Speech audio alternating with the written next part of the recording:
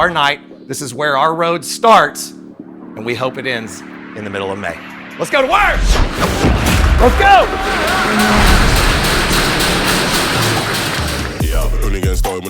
I'm a coach that coaches with passion. It can get dark, but we stay bright. Coming like a night, it's on sight, ever touch my sleep. This is what God made him to be. He has so much passion and love for these kids in the sport. My philosophy with my team is all in, no exceptions. Bro, like that, I'm back to the base.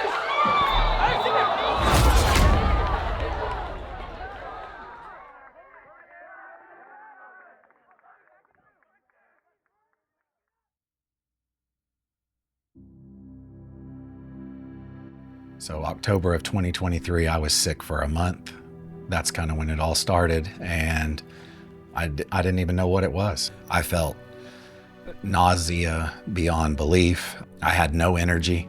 I had blurred vision, every ailment under the sun. 7 days out of the week, I would say 5 of them were about as miserable as you could be. It was very hard, especially because I couldn't do anything to help him. And he was going through so much that he needed me to be strong for him in those times. And so I was.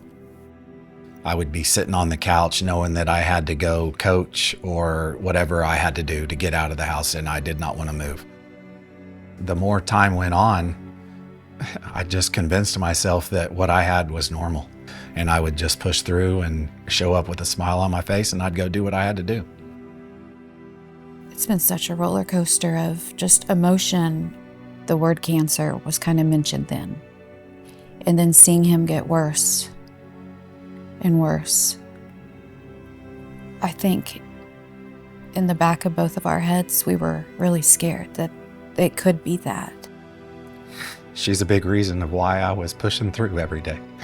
And because I love being a coach. I do it because I love impacting lives. I love the game. I love pouring into youth, and I was not about to let anything stop me.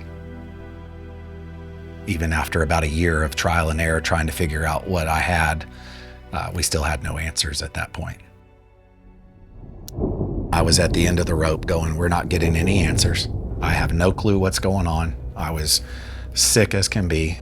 I don't know how to describe it other than I really felt like I was dying.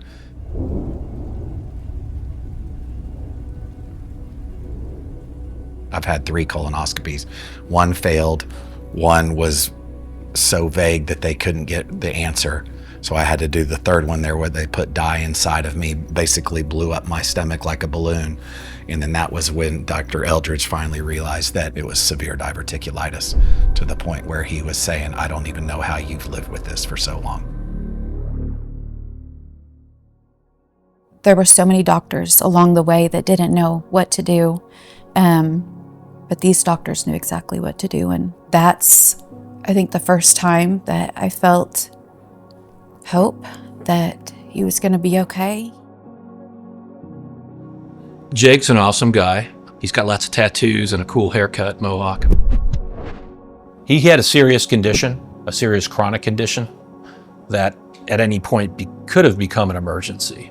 Diverticulitis is the most common complication of something called diverticulosis, and it causes a lot of inflammation and pain. As a general surgeon, we see lots of diverticulitis. We like to take the entire sigmoid colon out, and that's what we did in Jake's case. Dr. Eldridge had done a previous surgery for him and was just incredible. So it was almost like he knew Dr. Eldridge was the surgeon that was going to fix him. I was so thankful that he went back to St. Anthony, because they knew how to help him. I did a lot of research on how they remove diverticulitis, and the robot is the least invasive way to do it. The robot's a powerful tool that allows us to do some things easier and better. Certain operations on the colon, such as Jake's, it allowed me to do an operation that was fairly difficult, but allowed him to have a shorter post-op stay and smaller scars, probably get back to activity as a soccer coach quicker. Once Dr. Eldridge confirmed that there was no cancer, it was almost like a relief. Like, okay, you're going to get better now. There is no cancer. There's no more disease in your body. I am so thankful that God brought these doctors and nurses into his path. Man, Dr. Eldridge's staff was out of this world. Man, they took care of me. He walked the journey with me, and I really felt that I was in the best care possible with him.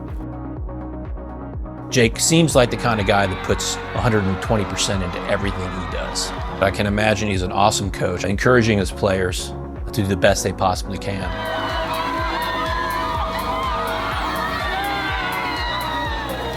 Hey, listen up. Music off, phones up, deep breath.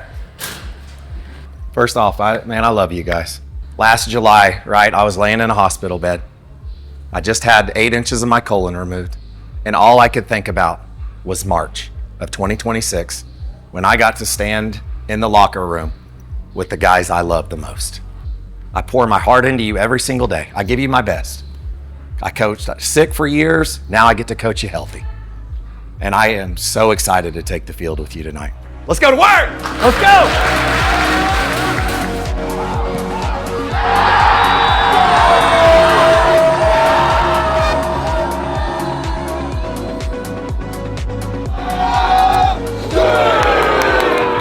I tell him all the time, he is my hero. And I'm so proud of him. He just never stops.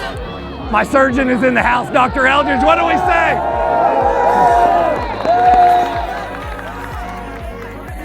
I am so excited for our future together and excited that he's going to be around for a long time.